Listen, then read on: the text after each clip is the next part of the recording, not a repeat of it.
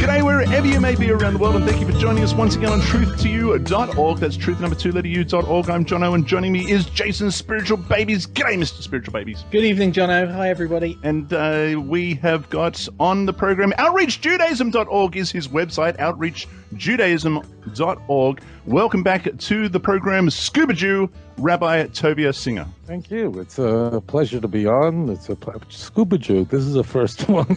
I know. Every single program I have to think of a new adjective for you. It works. And can you be Shabby Jew? And then we'd have, and if I can be Velma, we've nearly got the Scooby-Doo lineup. Oh, this is like a cartoon character? Okay.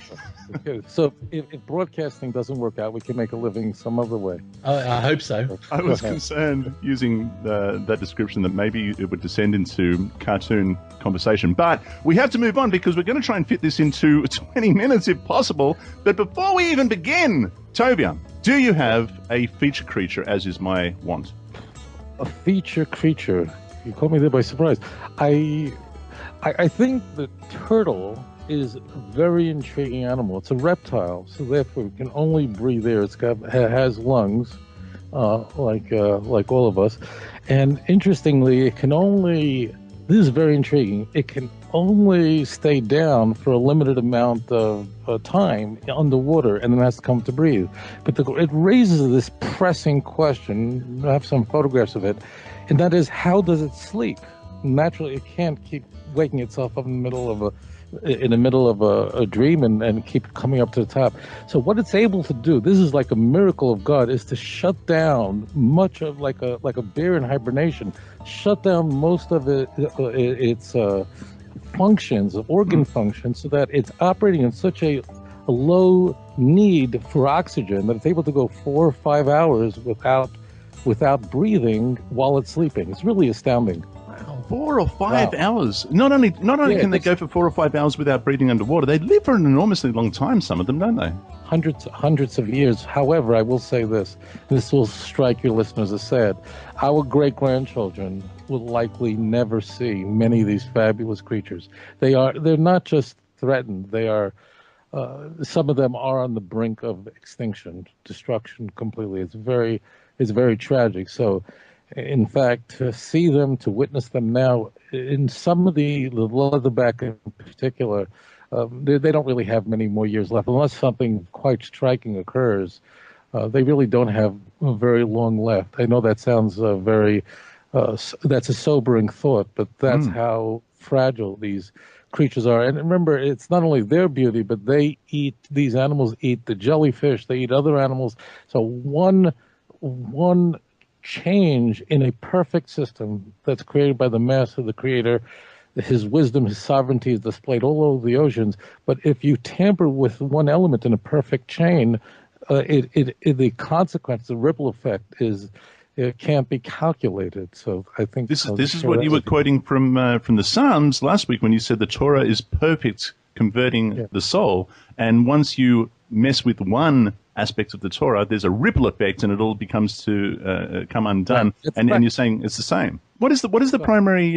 What is the problem? What is the major problem? Would you say that is causing this ripple effect and causing the numbers of turtles to drop dramatically? It's man's intervention alone. It's our destroying its habitat. It only comes up to land to nest, lay its eggs, and go back and travel thousands of kilometers. And it's our interfering with the natural habitat, exploiting. See, we were given in the book of Genesis, in chapter 3, we were given an enormous power, sovereignty, control over the animal kingdom, mankind. Mm-hmm. We can either act responsibly or recklessly. We have, for the most part, chosen the latter, and the creatures of the world have suffered as a result. If we had not interfered or just acted in a reckless fashion, these animals would thrive because they're an absolute perfect system. That's the beginning and end of it. There is no other explanation. So these animals have been laying their eggs on beaches for thousands of years. And now when they get to those beaches, there are people sunbathing and there's trash. And this is really an amazing thing. Here you have this creature, which to us may seem simple. They're really quite striking to look at, but they never come up to land except to lay, and they come to the same spot where they were born, and they travel thousands of miles, kilometers in some cases, and in some way they have this inner compass. Hashem, the master, designed this, that they find this exact beach. I need it. I can get lost in the shower personally. Really, I have no sense of direction. People say go this, that, go east. The worst thing someone says, go east on Spring Street. Like, what am I, Christopher Columbus? I have a compass? I have no idea what this means.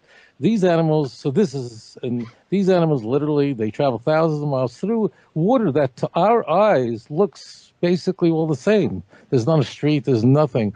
And they find that spot, but people build hotels, they just act recklessly. That's it. We have damaged a perfect system. So it's the opposite of an evolutionary process. It is not a world that we're observing that is evolving upward, but rather it's a world that was created in a state of perfection that is spiraling downwards because of our own recklessness. That's terribly sad, but there it is, today's creature feature, the turtle, and you've been so blessed as to witness some of these amazing creatures and photograph them. Just a quick question, what's the difference between a turtle and a tortoise? Technically, the turtle is what lives in the sea, and the tortoise is what lives on land, but most people don't make that distinction. I mean, most people are not aware. Yeah. It's not really terribly important. Just so people know, these are animals that are 3, 4, 5, 6 feet. Some of them are as long as a small car, like a beetle. I mean, they're just huge, incredible creatures. This is not like a little turtle that you had at home as a pet. These are animals that weigh hundreds of pounds, that are, 1.5 meters long. I mean, they're quite amazing. Wow. No, they are amazing. Our creator is amazing. Now, listen, we have a couple of comments. I'm just going to read these out very quickly. This is from Mary. Mary said, wow, amazing show. You cover so much, and I can't wait to study it out. Jono and Jason are totally awesome. That's right, we are. And special thanks to Rabbi Singer. His knowledge of Scripture, like Nehemiah Gordon she's referring to, is so provoking. And thank you for my new dream team, she says. That's great. Sophia says, thanks, Jono, for a wonderful show. We love Tovia Singer and his straight-up honesty. She says, I also love watching him on YouTube. Now, you do have a YouTube channel, Tovia. Yeah. Actually, there's a link on the screen right now, and if they click it, they'll instantly subscribe to his channel. There it is. And let me just share quickly, because I know we're taking up all the time, but I watched another one. I watched last night. The YouTube goes for about 25 minutes. You'll find it on the front page of outreachjudaism.org, and there's a little a widget there, a little sign that says Way of the Master. This is a discussion between Rabbi Tovia Singer and Todd Friel of Way of the Master Radio, and this was the first exposure that I ever had of you, Tovia, and I so enjoy it. I think I've listened to it 4 or 5 times now, and I highly recommend that listeners find that one. It's right on the screen right now. Bing! There it is! Boy, you're clever! All right. Yeah. That was interesting, but we'll move ahead. But I was called about 10 minutes before that show, asked to come on, and I agreed. I was just arriving in Allentown, Pennsylvania, to do a lecture, and we did that. I was very shocked by the interview, and many Christians, the only interview, wrote to me apologizing for the host. Suffice to say, no one from Way of the Master, this was a whole team, would ever debate me again in the future. But it was a very strange interview, and then I'll leave it to the listeners to go on their own. Dear listeners, you must go and listen to that one. And that, of course, Way of the Master is the ministry of Ray Comfort, who's a New Zealander. He's only across the pond, but that is his ministry. And my understanding is that you have requested to debate. Yeah, a number of times. And he won't. Ray Comfort is Jewish by birth. I've asked him. He's from natively Australian. He lives in Los Angeles. I've asked to debate him, and maybe it might happen. I don't know. He's from New Zealand, not Australia. Let's not confuse everybody here. It's just a skip across the pond, but they've got their own island. If you look at a globe, you take out a ruler, it's like only half an inch between Australia and New Zealand. It's like an island of Tasmania, really, is what it is. Boy, we just offended everyone in New Zealand. Okay, listen. No more free Kiwis for you. Right. Mr. Spiritual Babies, we requested questions from the listeners. Okay. And we got a whole lot of them. Now, last week we were talking about Ezekiel, the prince, and who is the prince in Ezekiel. We've got a few other Ezekiel questions, so we thought, what do we got there? Yeah, Ida. Hi, Ida. G'day, Ida. Ida wanted to ask, this I imagine will be quite a quick one. If the prince is bringing sin offerings, does that mean that the prince is a Levite?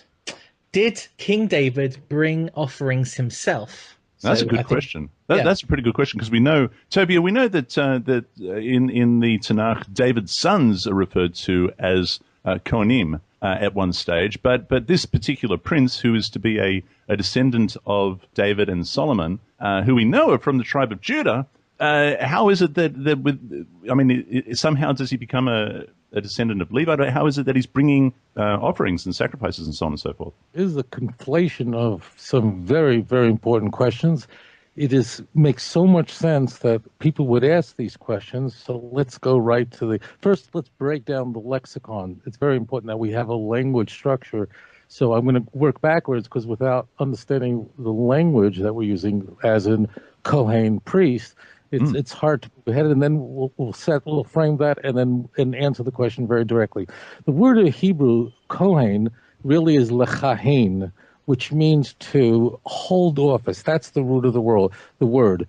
Kohen means, the root of that word means to hold office, to have a state of authority.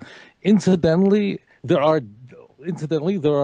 different types of leadership where people hold office in the Bible who are called a Kohen. Now, today, the only people who are referred to as a Kohen in our day are people like myself, who are descendants of Aaron. I'm the 103rd generation, I believe, after Aaron.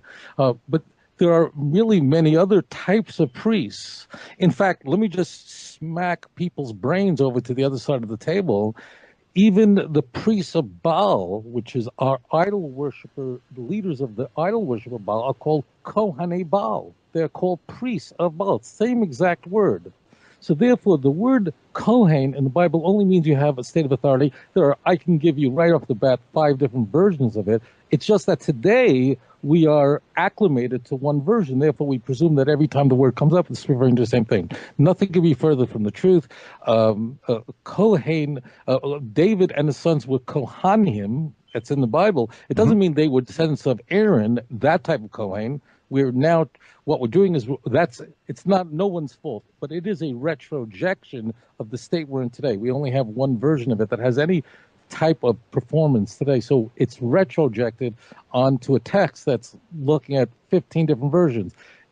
David's sons had a position of authority, and of course we know that was endowed to them in 2 Samuel chapter 7, and many places, but most famously 2 Samuel chapter 7, verses 12 through 16. It's the Davidic covenant.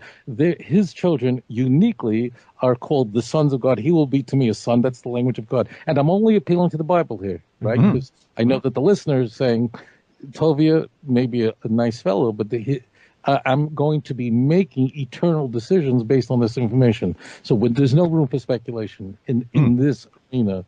So it means that they had a position of authority. I've given you the most extreme example, I think surprised both of you, going, oh, wow, a person who was bringing was leading idol worship is called a Kohen. Wow. Okay, so now you know for sure the word Kohen doesn't necessarily mean a Kohen of Aaron.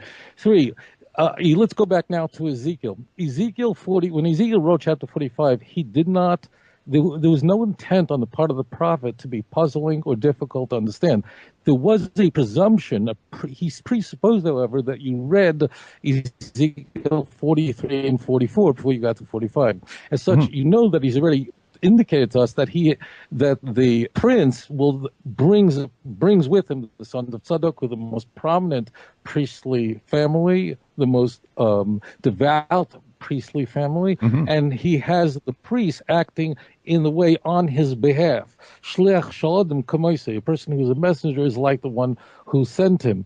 We're there now. There's a very intriguing question. I want to just massage this a little bit. And all right, so the question is, why would there be any sin offering in the Messianic age? I mean, I thought sin would come to an end in the Messianic age. I thought iniquity would halt in a time when even a lion would lie with a lamb. Well, I'm assuming that text in Isaiah 11 is a picture rather than to be understood in a hyper-literal way.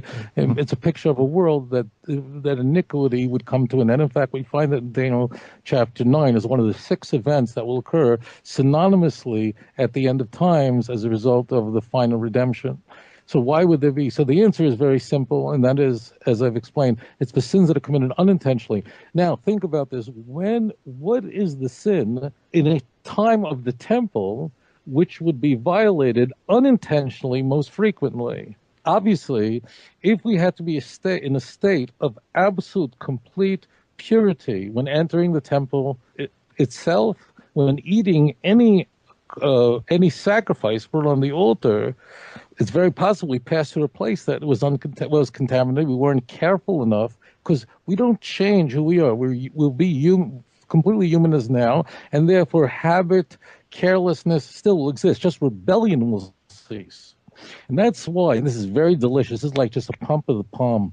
If you look at Ezekiel 43, it's very exact same language as Leviticus 16. It says there, and to make an atonement for the sanctuary. Did anyone notice that? Make an atonement for the sanctuary. What does that mean? Why does the sanctuary need an atonement? The sanctuary did something wrong? Look carefully, Ezekiel. It's so delicious. Like, you just bring it up to your mouth and just lick it. Just feel the honey dripping down your tongue. It's like, it's just a spin of it's like, Hashem, thank you for just allowing me to apprehend your wisdom. So what happens? What does it mean to atone, to cleanse the sanctuary, to cleanse the altar, to atone for the sanctuary? That's Leviticus 16. The sanctuary smoke on Shabbos. What does that mean? The sanctuary atone for a sanctuary. How can a sanctuary sin? What do you atone? What that language means, be careful, identify it when you encounter it. And that is to atone for sins relating to a sanctuary, meaning that a person walked into a place, they were tasted of contamination, there was a sense of carelessness there. This can happen to any of us and will happen to people in the future Messianic age. And as a result, it will be the sin sacrifice that will be the prominent form of atonement, because this is going to be something that people are going to continue to make their mistakes in, not in other areas. So that fills it in, and I know that. How do I know that? Because look at the text from Ezekiel 45, verse 20 through 45, through the end of chapter, verse 25, where it says literally for sins that are done unintentionally. So nothing I'm reading into the text, it's there clearly, and it cannot be read or understood in any other way. Brilliant. Thank you. That's pretty clear. Mr. Spiritual Babies? Brilliant. Golden. Running with that. And so thank you, Ida, for the question. Really awesome question. Ida. And what's really awesome is, the world is full of people who have questions, and be encouraged to ask. While we're in Ezekiel, CKD's also asked on Facebook. G'day, CK. Yeah, good day. Why is the king of Tyre? I'm going to assume I pronounced it properly. Right. It's like someone just sat on my chest when you said that. Go ahead. Was referenced as a cherubim. As God's highest guardian cherub. That's right. What he's asking. What's that about? Now, what we're talking about is Ezekiel 28, verse 14, I think it is. Yes, it is. It says, you were anointed cherub who covers. I established you. You were on the holy mountain of God. You walked back and forth in the midst of fiery stones. What is going on there? I mean, imagine just like dancing in a place so beautiful and so holy, your feet don't touch the ground. This is really remove your shoes, because this is very, very holy. First of all, let's strip away what is completely incorrect. And you say, well, how does Singer know he's incorrect? I don't know anything. It says it specifically in the opening passages of Ezekiel 28, verse 2. It says, you are a man and not an angel, period. And so we could stop there. Let's just know who the king of Tyre is. What is this talking about? This is big, big, big. This is very big. This is really entering a place that's very unusual. I've shared this before. First of all, we don't have Ezekiel 28. Again, people go, Ezekiel 28, so interesting, so weird. Hello, we are introduced to Tyre in so many chapters of the Bible.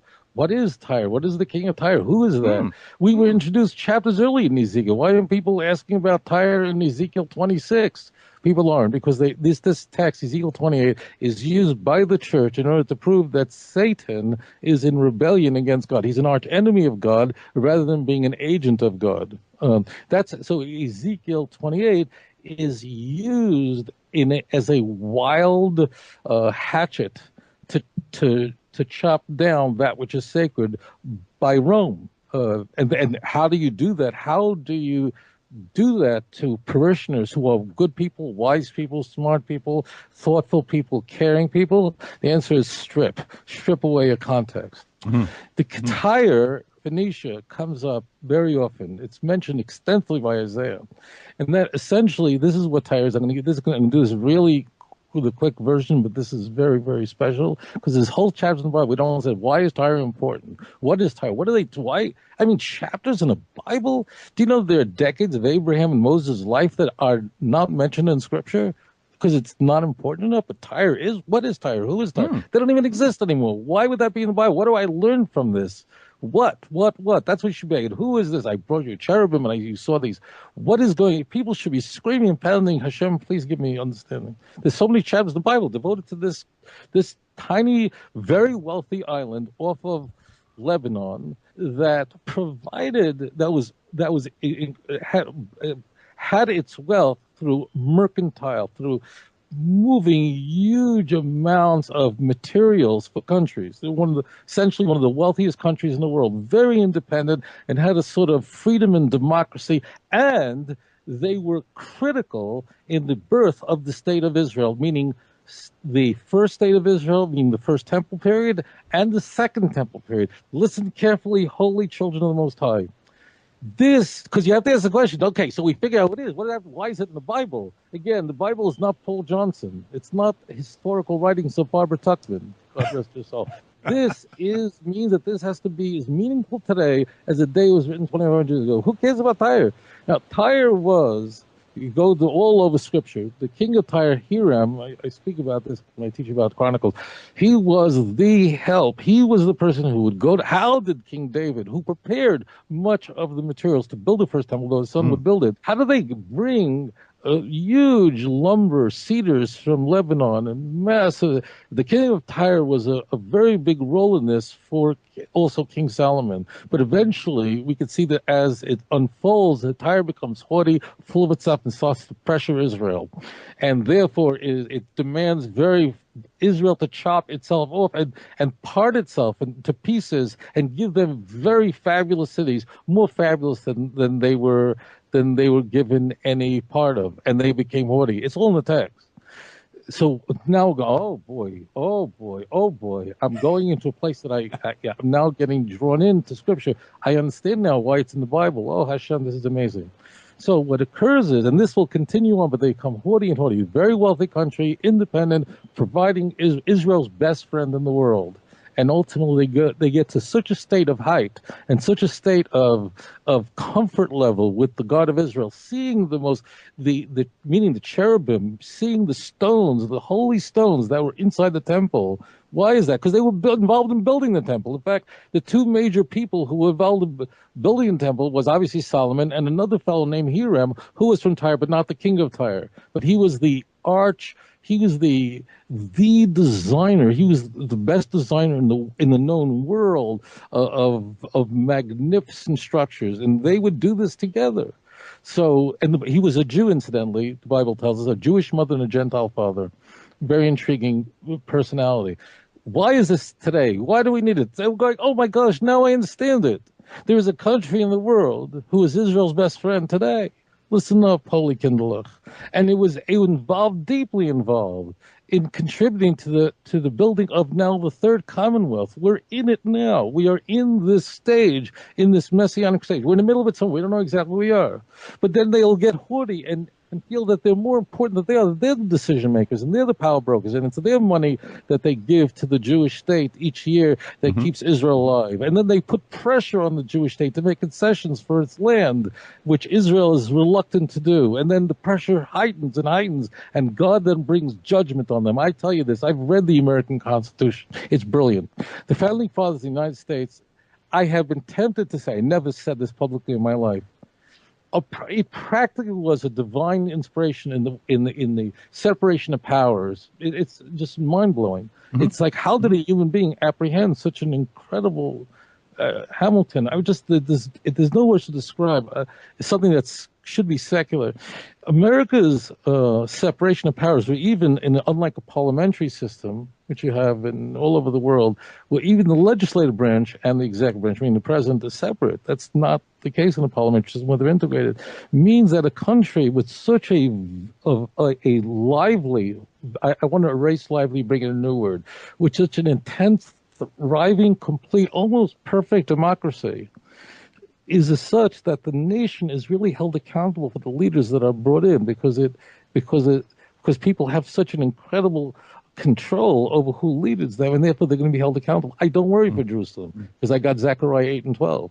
I worry about Chicago, New York, Los Angeles, because America has no covenant with God. And that's what Tyre is all about. Why the cherubim, why is the language of Ezekiel 28 using the language of temple and structures in the temple? Because they built the temple. Why have they are they under judgment? They're under judgment because they became full of themselves and thought themselves too important. And they are Israel's best friend, and therefore entitled to impinge on Israel's sovereignty. This is a fabulous place. You'll never, if you've listened carefully to what you just heard, I don't think you'll be the same person again. Oh, that's amazing. No, and how relevant is that for today? You're absolutely right. And that swings us. One thing, as we it's almost you swooning with God, brings us to a question which is intriguing, but not. What did 500 years ago our ancestors, looking at these texts, they had no idea. They really didn't. What did they make of this 500 years ago? That we don't have to know now and how we behave today. But I am marveled by generations of the past that didn't have access to history that could appeal to something in front of our eyes. They couldn't 500 years ago. There was no United States. There wasn't nothing like this. But now we have the ability to look and see prophecy being fulfilled before our eyes. Verse 16 of Ezekiel 28, by the abundance of your trading you became filled with violence within, and you sinned, and therefore I cast you as a profane thing out of the mountain of God, and I destroyed you, O covering cherub, from the midst of the fiery stones. And I guess more than anything, what you're saying, Rabbi, is that today is a warning for the states. Of course, this is alive today. This is messianic. And to you who are listening to this, who are a Christian of any type, who you believe in Jesus and so on, I just want to say this to you. And I'm talking from me to you right now. And I don't want to cry, so I'm just going to talk to you. It's easy for me to blame your messianic leader, to blame your church, to blame whatever it is. That so much was taken from you. You robbed us so much. That's easy. It's an easy out. Blame Christianity. I blame myself. I'm very sorry to you who are listening to this broadcast. Really, just sorry from the depth of my soul that in some way we, the Jewish people, failed you and didn't in some way give you this holiness to touch. And I pray that you will encounter God in a new way. But I'm very sorry that you were stripped of this sacred relationship. I know you've been raised to believe that this is which is, but I am very sorry. I really am, because that's the role of the Jew, is to be a light to the nations. To be a light to the nations. That's what we're supposed to be a light to the nations. And it would appear that that light has been dim over the centuries, but this is the reason why we have prophecies like Jeremiah chapter 16 that says that the nations come and saying that they've inherited lies and deceit and worthlessness from their fathers, and they return to God. So there it is. Thank you, Rabbi Tovia Singer. We're going to wrap that up right there while we're furthering the themes of Ezekiel. OutreachJudaism.org is his website, outreachjudaism.org. And there are so many other resources that you will find there. Thank you, my friend. Thank you, Mr. Spiritual Babies. What do you reckon of that? Oh, what an awesome show. So much. I'm going to have to listen to that at least 5 times before I fully comprehend what was going on. And if you have questions yourself, listeners, then please comment underneath this video. and we'll put them to Tovia in a future show. Thank you very much, all involved. And until next week, dear listeners, be blessed and be set apart by the truth of our Father's word. Shalom.